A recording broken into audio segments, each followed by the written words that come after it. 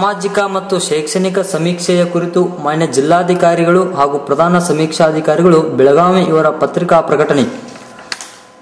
ಜಿಲ್ಲಾಧಿಕಾರಿಗಳು ಇಂದು ಕರ್ನಾಟಕ ರಾಜ್ಯ ಹಿಂದುಳಿದ ವರ್ಗಗಳ ಆಯೋಗದಿಂದ ಏಪ್ರಿಲ್ 11 ರಿಂದ 2015 ರಿಂದ ಏಪ್ರಿಲ್ 30, 2015 ರವರೆಗಿನ ಅವಧಿಯಲ್ಲಿ ಸಾಮಾಜಿಕ ಮತ್ತು ಶೈಕ್ಷಣಿಕ ಸಮೀಕ್ಷೆಯನ್ನು ಕೈಗೊಳ್ಳಲಾಗುತ್ತಿದೆ. ಸಮೀಕ್ಷೆಗಾಗಿ ಎಲ್ಲ ಪೂರ್ವ ಸಿದ್ಧತೆಗಳನ್ನು ಮಾಡಿಕೊಳ್ಳಲಾಗಿದೆ. ಬೆಂಗಳೂರು ಹೊರತುಪಡಿಸಿ ಬೆಳಗಾವಿ ಜಿಲ್ಲೆಯು ರಾಜ್ಯದಲ್ಲಿ ಅತಿ ದೊಡ್ಡ ಜಿಲ್ಲೆಯಾಗಿರುತ್ತದೆ.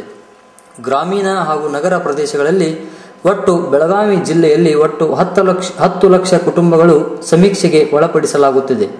ಗಣತಿ ಕಾರ್ಯಕ್ಕಾಗಿ ಪ್ರಾಥಮಿಕ ಹಾಗೂ ಪ್ರೌಢಶಾಲಾ ಶಿಕ್ಷಕರನ್ನು ನೇಮಕ ಮಾಡಲಾಗಿದೆ ಎಂದು ಪತ್ರಿಕಾಗೋಷ್ಠಿಯಲ್ಲಿ ಜಿಲ್ಲಾಧಿಕಾರಿ ಎನ್ ಜಯರಾಮ್ ಅವರು ಹೇಳಿದರು.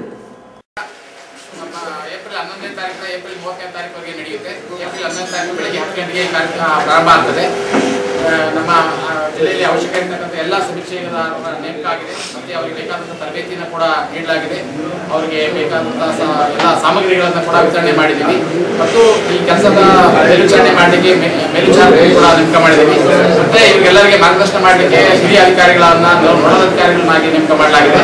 ಒಟ್ಟಾರೆ ಜಿಲ್ಲೆಯಲ್ಲಿ ಎಲ್ಲ ರೀತಿಯ ಮಹಿಳಾ ಮತ್ತು ಮಕ್ಕಳ ಕಲ್ಯಾಣ ಸಚಿವರಾದ ಉಮಾಶ್ರೀ ಅವರು ಬೆಳಗಾವಿ ಜಿಲ್ಲಾ ಮಟ್ಟದ ಪ್ರಗತಿ ಪರಿಶೀಲನಾ ಸಭೆಯನ್ನು ಸುವರ್ಣಸೌಧದಲ್ಲಿ ಅಧಿಕಾರಿಗಳೊಂದಿಗೆ ಚರ್ಚೆ ನಡೆಸಿದರು.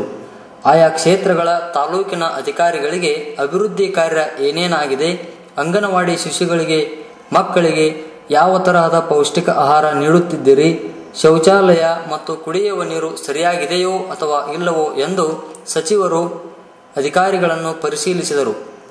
ಅಧಿಕಾರಿಗಳನ್ನು ತರಾಟೆಗೆ ಕೂಡ ತೆಗೆದುಕೊಂಡರು. ಜಿಲ್ಲಾಧಿಕಾರಿಗಳು ಕೂಡ ಈ ಸಭೆಯಲ್ಲಿ ಹಾಜರಿದ್ದರು. ಕೆಲ ಅಧಿಕಾರಿಗೆ ಕೆಲಸ ಮಾಡದ ಕಾರಣ ನೋಟಿಸ್ ಜಾರಿ ಮಾಡಿದರು. ಸಚಿವರು ಒಟ್ಟಿನಲ್ಲಿ ಬೆಳಗಾವಿ ಜಿಲ್ಲೆಯ ಕುರಿತು ಬಹಳಷ್ಟು ಕೆಂಡಾಮಂಡಲರಾಗಿದ್ದರು.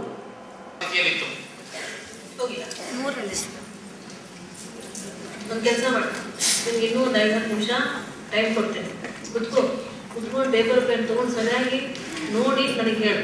ಪಕ್ಕದಲ್ಲಿ ನೀನು ಮಾತಾಡೋದು ಕೂತ್ಕೋ. ನೀನು ಆಗ್ಲೂ ನಾನು ಸರಿಯಾಗಿ ಮಾಹಿತಿ ಕೊಡಲಿಲ್ಲ ಅಂತಂದ್ರೆ ಆಮೇಲೆ ಕರ್ಗೆ ಬೇರೆ ಆಗ್ತದೆ. ಮೇಡಮ್, ನನ್ನ ಒಟ್ಟು ಅಂಗನವಾಡಿ ಕೇಂದ್ರಗಳು 24 ರೀ. ಅದರಲ್ಲಿ ಸ್ವಂತ ಕೇಂದ್ರಗಳು 18. ಅದರೊಳಗೆ ಶೌಚಾಲಯ ಇರ್ತಕ್ಕಂಥವು 16 ಕೇಂದ್ರಗಳು. 2 ಕೇಂದ್ರಗಳ ದೇವಸ್ಥಾನ ಇದ್ದ ಕಾರಣ ಅಲ್ಲಿ ಶೌಚಾಲಯ ಕಟ್ಟಲಿಕ್ಕೆ ಅವಕಾಶ ಇಲ್ಲ. ಅದರಲ್ಲಿ 11 ಪುನರ್ ನಿರ್ಮಾಣ ಆಗಿದೆ. ಅದರಲ್ಲಿ 5 ಶೌಚಾಲಯಗಳು ಮಾತ್ರ ಬಳಕೆಗೆ ಯೋಗ್ಯ. ಉಳಿದೆಲ್ಲ ಸ್ಟ್ರೀಟ್ ಬಿದ್ದಾವು, ಗೋಡೆ ಎಲ್ಲ ಕೆಲಸ ಮಾಡಿ 11 ಶೌಚಾಲಯ.